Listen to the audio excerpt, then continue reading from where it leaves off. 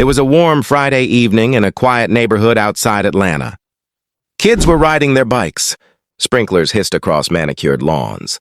From the outside, it looked like any other American suburb where nothing serious ever happens. But that night, something happened that shook the whole community.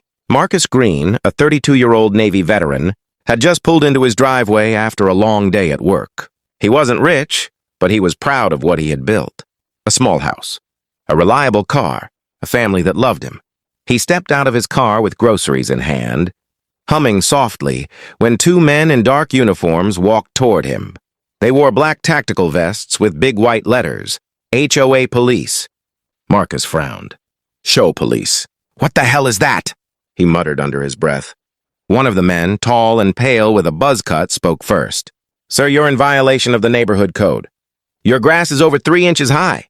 Marcus let out a short laugh. Man, are you serious? My lawn guy was here 2 days ago. The second man stepped closer, his hand resting on a baton at his hip. Don't get smart. We've had complaints. Step away from the car. We need to write you up. Something felt wrong. Marcus had lived here for 5 years. He knew the homeowners association could be strict about trash cans or parking, but they never had their own police. Look, Marcus said carefully, keeping his voice calm. I don't know who you think you are, but you're not real cops. And you're definitely not HOA. Show me some ID. The first man's eyes narrowed. You think you're tough? You think you can talk back? Before Marcus could react, the second man shoved him hard against the hood of his car. The groceries spilled, apples rolling across the driveway. Hey, get your hands off me! Marcus shouted, struggling. The taller one yanked Marcus's arms behind his back while the other drove a knee into his ribs. The sound of cracking bone made Marcus gasp for air. A neighbor across the street, an older woman named Mrs. Diaz, opened her door when she heard the commotion. What's going on? Leave him alone, she cried. Stay inside, ma'am, one of the fake cops barked. This is HOA business? But it wasn't business. It was a beating. The men slammed Marcus onto the concrete, fists raining down on his face. Blood spattered across the driveway. His cries echoed into the night. Please stop. I didn't do anything, Marcus groaned. You people never follow the rules, one of them hissed. The words sharp and ugly. Mrs. Diaz pulled out her phone, shaking, and started recording. Her voice trembled. I'm calling the police. The real police. At that, the fake cops panicked. They delivered one last brutal kick to Marcus's side before sprinting to their black SUV, the letters HOA, stenciled on the doors. Tires screeched as they sped off into the darkness. Silence fell, broken only by Marcus's ragged breathing. His body lay twisted on the pavement, blood pooling beneath his cheek. Mrs. Diaz rushed over, kneeling beside him. Marcus, can you hear me? Hold on, Mio, hold on. Help is coming. His lips moved faintly. Why me? Sirens wailed in the distance. When the paramedics arrived, they lifted Marcus onto a stretcher. His face was swollen, one eye shut, ribs cracked, and his spirit crushed. As the ambulance doors closed, Mrs. Diaz whispered to the officer who had just arrived. They weren't cops. They weren't even HOA. They were something else. Someone needs to stop them. The officer nodded grimly. We'll figure out who they are. No one just pretends to be police without paying for it. But Marcus's story was just beginning, because the men who beat him thought he was alone. They didn't know his past. They didn't know his brothers. They didn't know that Marcus had once served in the Navy and that some of the men he trained with weren't just ordinary sailors. They were Navy SEALs. And when they heard what happened to him, the fake HOA cops wouldn't know what hit them. If you're shocked by what just happened, stay with me. Because this story takes a turn you won't believe. And trust me, you'll want to see what happens when Marcus's Navy SEAL brothers get involved. Marcus woke up to the sound of machines beeping. His chest ached with every breath, and his left eye was swollen shut. He tried to sit up, but pain shot through his ribs like fire. A nurse rushed over. Don't move, sir. You've got 3 broken ribs, a fractured cheekbone, and a concussion. Marcus groaned, closing his eyes. What happened to me? You were attacked, she said softly. Paramedics brought you in. You're lucky your neighbor called when she did. His mind replayed the night, the fake uniforms, the blows raining down, the taunting words. It felt unreal, like a nightmare.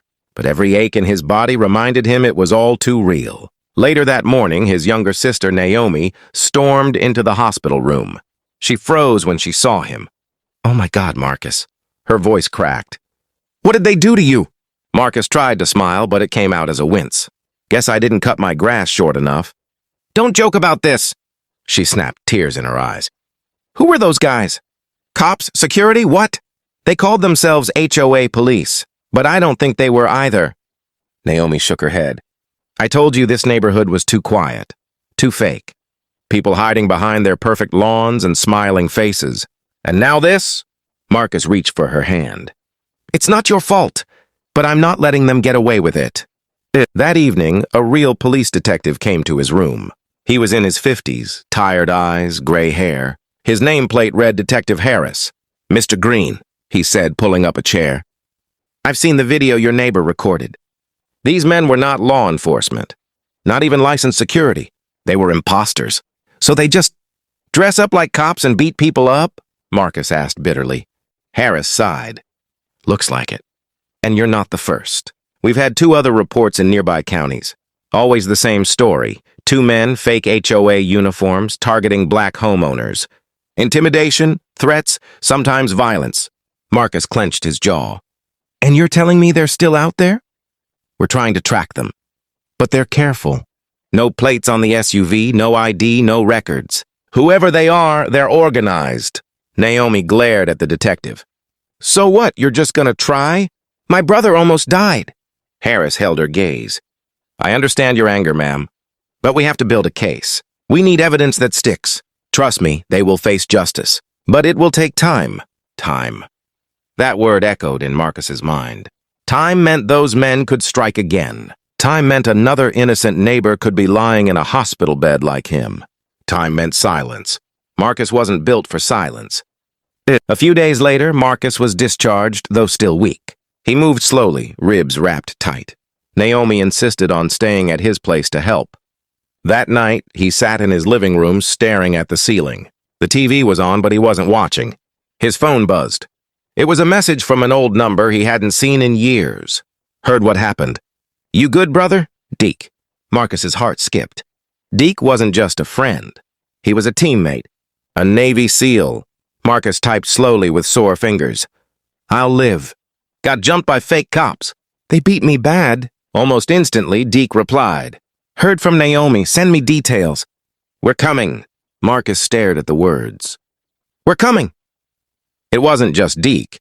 If Deke was involved, that meant more of them. Men he had trained with, sweated with, bled with. Brothers who didn't ask for explanations. Brothers who acted. "Marcus?" Naomi asked from the kitchen. "Who's texting you?" He hesitated, then smiled faintly. "Friends. Old friends."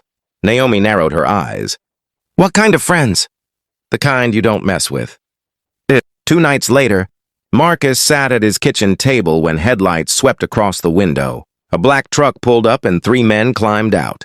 Broad shoulders, calm steps, the kind of presence that filled a room even before they entered. The first through the door was Deke. Tall and built like a wall, his beard streaked with gray now. He gripped Marcus's shoulder gently, eyes dark with anger. "Damn, brother. They did a number on you." Marcus smirked. "You should see the other guys." Deke didn't laugh. "I saw the video. They're still breathing. That's a problem." Behind him came Torres, lean and sharp-eyed, always scanning the room like he was back on a mission. And finally Miller, quiet but intense, his handshake firm. Naomi crossed her arms, glaring at them. "Who are you guys?" "We're family," Deke said simply. Marcus explained everything, the fake uniforms, the beating, the detective's words. By the time he finished, Torres was pacing the room, fists clenched. "They're not cops. They're not soldiers. They're cowards hiding behind fake badges. And cowards like that need to be taught a lesson." Naomi raised her hands. Wait. What are you saying? You can't just go after them. This isn't a war zone." Deke looked at her steadily. "With respect, ma'am, it already is. These men declared it when they decided to terrorize your brother." Marcus swallowed hard. "I appreciate you coming. But if we do this, we do it smart. No mistakes." Miller finally spoke, his voice low. Then let's start with one question. Who are these guys really? And why Marcus? The room went silent. For the first time, Marcus felt a flicker of something stronger than fear. It was fire. Because his brothers weren't here to comfort him. They were here for payback. Things are about to get real. If you're still here, don't go anywhere. Because what these Navy SEALs uncover next will change everything. Marcus sat at the head of his dining table, bruises fading but still visible. Across from him, Deke spread out a small notepad and a map of the neighborhood. Torres leaned against the wall, arms crossed, while Miller tapped a pen against the table with quiet focus. Naomi sat off to the side, arms wrapped around herself, watching but uneasy. So, Deke began, his deep voice cutting through the silence, we've got two men dressed up like fake cops, rolling around in a black SUV, terrorizing black families. They hit Marcus because he challenged them. That tells me two things. One, they're cowards. Two, they're organized enough to keep getting away with it. Torres pointed at the map. They've hit 3 neighborhoods. Always upscale, mostly minority families moving in. They're not just enforcing fake HOA rules. They're sending a message. Naomi shook her head. A message about what? That we don't belong? That we can't live in a nice place without being harassed? Miller finally spoke, voice calm but cold. Exactly. It's intimidation. Keep people scared. Make them think they're being watched. Classic control tactic. Marcus clenched his jaw. But they picked the wrong guy this time. Deke nodded slowly. That's why we're here. We didn't fight overseas, just to come home and watch bullies in costumes destroy lives.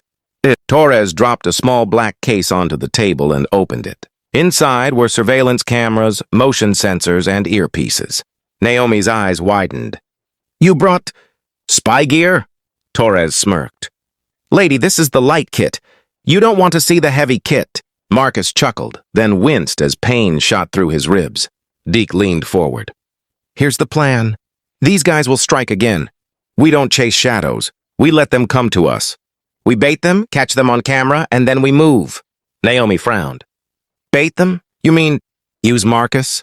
Miller shook his head. No, he's still healing. We'll make it look like Marcus is alone and vulnerable. But he won't be. We'll be there in the dark, watching. Torres added, we're not just gonna film them. We're gonna find out who they are, where they operate, and who's backing them. No one runs this kind of scam without someone pulling strings. Marcus leaned back, his breathing slow. So we wait. Deke's eyes hardened. We wait, but not for long. The next night, the team got to work. Torres mounted tiny cameras in the trees lining Marcus's street. Miller placed sensors near the driveway. Deke checked their comms, his movements practiced and efficient. Naomi watched nervously from the porch. You guys are serious about this. Deke adjusted his earpiece. We don't play games, ma'am. Out there, Marcus was our brother. In here, nothing changes. Marcus limped outside, leaning against the doorframe. You really think they'll come back? Torres didn't look up from his work. Bullies always come back, especially when they think they've won. By midnight, the street was quiet. The team was hidden, Deke in a parked SUV down the block, Torres on a rooftop with binoculars, Miller in the shadows of the backyard. Marcus sat inside with the lights low, his phone in hand, pretending to be alone. Hours dragged by. Crickets chirped. A dog barked in the distance. Naomi dozed off on the couch, but Marcus stayed awake. Adrenaline keeping him sharp. Then headlights. A black SUV rolled slowly into the neighborhood, its engine low. Marcus's pulse quickened. He whispered into the comm. They're here. Deke's voice came back steady. Everyone stay sharp, eyes on. The SUV stopped in front of Marcus's house. 2 men stepped out, dressed in the same black HOA police vests. One carried a clipboard. The other adjusted a baton at his side. Miller's voice whispered in Marcus's ear. Targets confirmed. Same guys from the video. Torres muttered. Got them in sight. Recording now. The taller man strode up the driveway and banged on Marcus's door. Open up! Tway inspection! Marcus froze, then forced himself to answer through the closed door. It's midnight. You don't belong here, the man sneered. Don't make us break it down. Open the door, or things get worse. Inside his earpiece, Deke's voice growled, Stand by! Let them hang themselves. Marcus opened the door just a crack, enough for the camera inside to catch their faces. His ribs throbbed, but his voice stayed calm. "You're not real cops, and you're not HOA." The second man smirked. "Doesn't matter what we are. What matters is you follow the rules, or else." He shoved the door wide, stepping inside like he owned the place. Marcus stepped back, his heart pounding. The first man leaned close, his breath hot. "You think your neighbors can protect you? You think the police care? We make the rules here." And that's when Deke's voice came sharp and clear. "Now." In an instant, Miller emerged from the shadows, slamming the second man against the wall with controlled force. Torres was at the front door in seconds, a knife glinting just enough to freeze the first man. Mid-step, Marcus backed up, stunned as his brothers closed in. The fake cops' bravado drained from their faces when they realized this wasn't just one wounded man. It was a trap. Deke stepped through the door, calm but terrifying. He looked the taller man in the eye. "You hurt my brother, and now you're going to tell me everything I want to know." The room went dead silent. The hunters had just become the prey. If you thought this was intense, don't move a muscle, because in the next part, the SEAL team takes the fight to a whole new level. And the truth they uncover? It's darker than anyone imagined. The taller fake cop struggled against Miller's grip, his face red as the SEAL's arm locked around his throat. The second man froze with Torres's blade just inches from his neck. Deke shut the door behind him, calm as ever. "You know what I hate?" he said, his voice low and dangerous. "I hate liars. And you two? You've been lying to a whole neighborhood." The taller man spat on the floor. "You don't scare me. You don't know who we work for." Deke leaned in so close their foreheads almost touched. "Then let's start there. Who do you work for?" The man smirked but stayed silent. Miller's arm tightened. "I can make him talk." Deke raised a hand. "Not yet." He turned to Marcus. "Brother, these are the guys who put you in the hospital. You want first shot?" Marcus stepped forward, ribs aching but anger burning hotter than the pain. He stared into the man's eyes, the memory of fists and boots flashing in his head. "I don't need to hit you," Marcus said slowly, "because you're already done." Torres pressed his blade a fraction closer to the second man's throat. "Talk, or I stop being polite." Finally, the second man cracked. His voice trembled. All right. We're contractors. Hired muscle." "By who?" Deke snapped. "Local HOA president, guy named Randall Huxley. He pays us cash to enforce order. Said he wanted certain families to feel unwelcome." Marcus's stomach turned. "Unwelcome? You mean black families?" The man didn't answer, but his silence was enough. Naomi gasped from the corner. "He paid you to terrorize us? To beat my brother?" The taller one sneered. Not just him. Anyone who didn't fit his picture of a perfect neighborhood. "We were just following orders." Deke's eyes went cold. "I've heard that excuse before. It doesn't end well for the people who use it." Within minutes, Torres and Miller had zip-tied the men's hands and shoved them into chairs. Cameras were still rolling. Every confession was captured in crystal clarity. Deke crossed his arms. "Randall Huxley. Tell me where to find him." The shorter man stammered. He holds meetings at the HOA office, 2 blocks from here, Thursday nights. Keeps files there. Names, addresses, payments, everything." Torres grinned darkly. "Sounds like a treasure chest." Marcus tightened his fists. "We can't just walk in there." "He'll deny everything." Deke shook his head. "He won't deny a thing when we put his hired thugs on video confessing. But first, we send a message." The next evening, the SEAL team set their plan in motion. The 2 fake cops, still bound, were dumped at the steps of the local police station, bruised, gagged, and with a flash drive taped to one of their vests. On the drive, the full recording of their confession. By the time morning broke, the police had them in custody. But Marcus and his brothers weren't done, because Randall Huxley still sat in his office, sipping expensive whiskey, believing his enforcers were keeping his neighborhood clean. That night, the SEAL team moved like shadows through the quiet streets. Marcus stayed back, still recovering, but he insisted on being close. The HOA office was a small brick building, empty at this hour. Torres picked the lock in seconds, and they slipped inside. File cabinets lined the walls. A large framed photo of Randall with city council members hung above the desk. Deke pulled open the drawers, flipping through folders.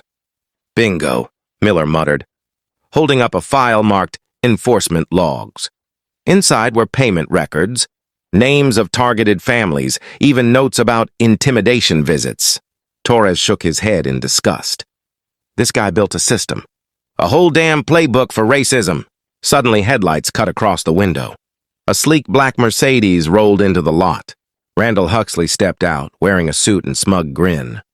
He unlocked the front door, whistling, until he saw the three men waiting in the dark. His smile vanished. "What the hell is this?" he snapped. Deke stepped forward, holding the folder. "This is your end, Huxley." Randall tried to recover, puffing out his chest. "You break into my office?" "That's illegal. You'll regret this." Torres tossed the folder onto the desk. "Not as much as you'll regret paying thugs to beat innocent families." Randall froze, his face pale. You don't know what you're talking about." Miller pulled out his phone, hitting play.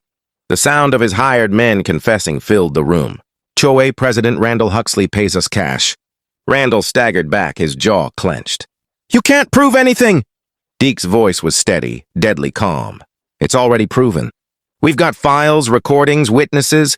You thought you could play God in this neighborhood. But tonight, your reign ends." Randall's bravado shattered. He bolted for the door, but Marcus stepped out of the shadows, blocking his path. Randall's eyes widened. "You—" Marcus's voice was low, every word carved from pain and resolve. "You sent them to kill me. Now you're going to answer for it."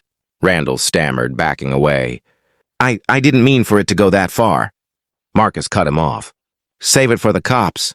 Within minutes, sirens wailed outside. The SEAL team had tipped off Detective Harris, who now stormed through the door with two officers. Randall tried to bluster, but the evidence was overwhelming. Handcuffs clicked around his wrists. As he was dragged out, Harris looked at Marcus and the SEALs. "You boys play this smart?" Deke gave a faint smile. "Smarter than you think." For the first time in days, Marcus felt the weight on his chest lift. The men who beat him were behind bars. The man who ordered it was caught red-handed, and his brothers had stood by him every step of the way. But the night wasn't over yet.